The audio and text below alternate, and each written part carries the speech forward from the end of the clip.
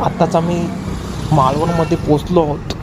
जवळजवळ दुपारचे 12 वाजले आहेत. खूप थकलो आहे सुद्धा. आणि इथे दादू डिचवलकर या रेस्टॉरंटला आम्ही भेट दिलेली आहे. तर बघूया, इथे रोडवरच गाडी पार्किंग केलेली आहे आणि आम्ही निघतोय आता आतमध्ये. चला. सकाळी आम्ही जवळजवळ 8:30च्या दरम्यान निघालो आहे घरून. आमचं अलिबाग तर खूप चांगले आहेत आणि घर वगैरे पण भरपूर चांगलं दिसतोय. फायनली रूम्स अवेलेबल आहेत. मस्तपैकी बसायला सुद्धा आहे. आमचं अलिबाग, कुर्डूस अलिबाग हे गाव आहे. आणि आता बघूया, थोडंसं फ्रेश होतो आणि नंतर मग पुढचं नियोजन पुढे करूया. चला मग. आणि आता आम्ही निघतोय देवबागला जायला. देवबागच्या बीचवर. देवबाग पूर्ण फिरायचं आहे आम्हाला. चला तर मग आता देवबागला जाऊया आपण.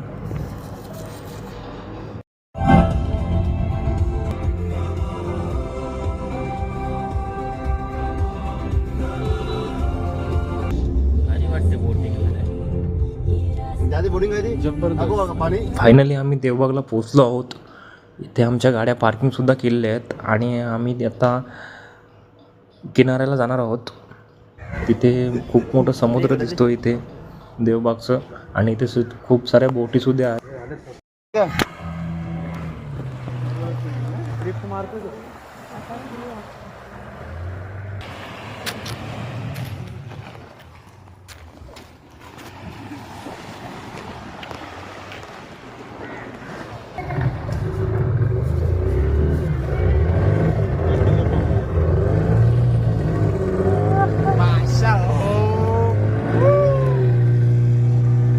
गणपती बाप्पा.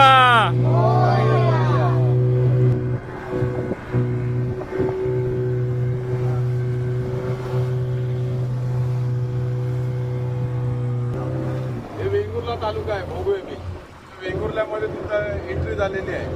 वेंगुर्ला मेल हे वेंगुर्ला लाईट हाऊस जो आहे ना, तो किनाऱ्यावर आहे. समजला ना. इथून तुम्हाला नाही वेंगुर्ल्याला जायला बरोबर तुम्हाला 80 किलोमीटर आहे. एवढं लांब आहे.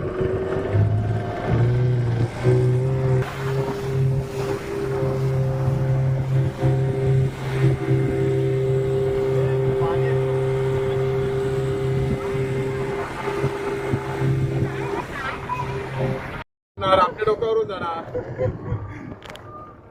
फक्त आईची टिरटिर होणार तुमच्या.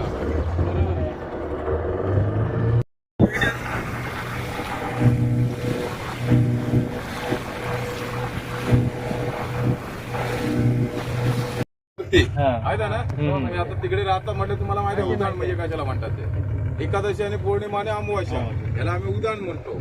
त्यावेळेला ह्या नारळाच्या झाडात सरळ पाणी आतमध्ये जातं. नारळाच्या झाडात पाणी गेल्यानंतर फक्त बंधारा वगैरे दिसायचं बंद होतं. नारळाची झाडं दिसतात पण नारळाची झाडं कुठे उभी आहेत हे कोणाला माहित नसतं. डांबर वगैरे तर पाण्यात उभी आहेत फक्त. तो हा नजारा हाय टाईडला बघायला मिळतो मस्तपैकी. पण आता जसं तुम्हाला मी आता मग सिगल आयलंड दाखवला, आता सुनामी आयलंड दाखवणार. हे आयलंड मिनिमम तरी तिथे 5 ते 6 फूट पाणी असणार. दिसत तर नाही त्याची बातच, पण पाणी असतं. पण सुनामी आयलंड हा एकच आहे. तिथे कस्टमर लोकांना फक्त एवढंच सांगायचं आहे, दादा सुनामी आयलंड आला. ज्याला रोज येऊन गेलेला आहे म्हणजे वर्षातून 2 वेळाला, तो डायरेक्टली उडी मारतो. कारण त्याला ऑलरेडी माहित आहे ते वाळू आहे ते. म्हणजे खाली पूर्ण आयलंड वाळू आहे पूर्ण. या खाडीमध्ये ना एक 95% वाळू आहे. दगड आहेत पूर्णपणे, पण आम्हाला माहित आहे तिथे लोकांना उतरू शकत नाही.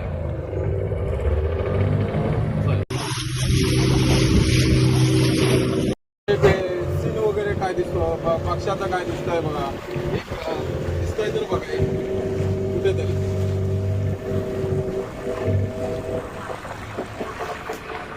बघा दिसतोय ना. मी पुढे जाईपर्यंत मला सांगा, नाहीतर मी तुम्हाला एक दाखवतो. काय बघायचंय? पक्षाचा आकार म्हणा, गाड्याचा आकार म्हणा, दिसतो तर बघा. या साईडला दादा येईल. पक्षाचा आकार शोधा कुठेतरी. नाही दिसत ना. पण आपण ज्या जागेवर आलो संगम पॉईंट केला. मी तुम्हाला सांगितलं मगाशी बघा भोगवे बीच आहे म्हणून वेंगुर्ला तालुका. त्यावेळेला ती सुद्धा झाडं अशीच होती बघा. त्या झाडाच्या जवळून आपण पण त्या लांबून बघितलं तर मगरी सारखा दिसतोय बघा तो. हा पण जवळून मी तुम्हाला आता इथे कशाला सांगितलं, त्या झाडांच्या जवळूनच आम्ही आलो. पण ह्या झाडांमध्ये काय दिसतोय का प्रकार नाही. म्हणजे जवळून मी आलो असतो आणि तुम्हाला यांच्या झाडात काय दिसतंय नाही. तुम्हाला काय नाही भाऊ. पण लांबून त्याचा प्रकार आकार बघा, दिसतंय, हा. डायनासुरासारखा दिसतोय किंवा मगरी सारखा. मगरीच्या तोंड दिसतं. म्हणजे कोणाची माणसाची नाही आहे देण, निसर्गाची देवाची देण आहे देवा. म्हणून देव बघतात. पण रात्रीच्या वेळेला जर आलात ना म्हणजे सूर्य मावळल्यानंतर ना तो आणि एकदम क्लासिक वाटतो भारी. म्हणजे मागचं जे आकाश आहे ना त्या मध्येच बघा दात वगैरे दिसतं, दाताचा प्रकार. ते आकाश वगैरे बंद होतं म्हणजे अंधार दिसतो, मग तो आणि मस्त वाटतो रात्रीच्या वेळेला.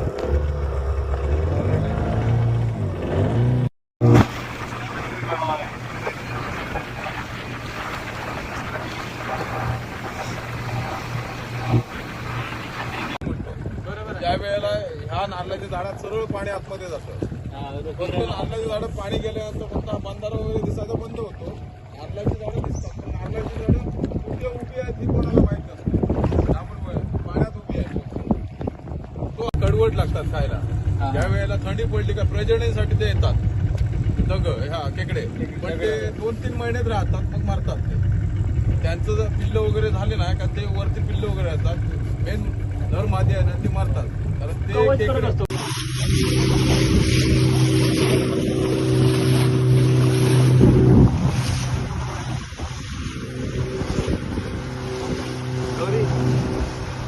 सुमित पिंगळे फोटोवर जसे का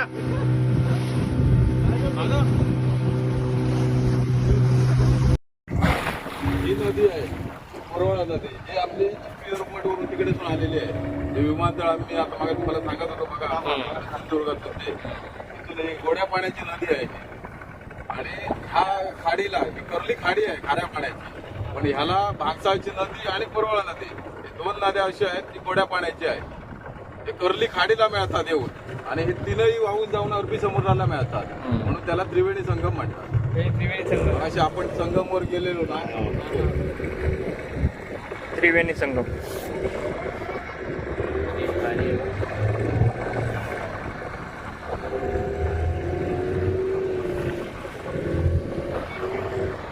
हे उभारता आहे का कोणाचा बरे हे वारसा हा?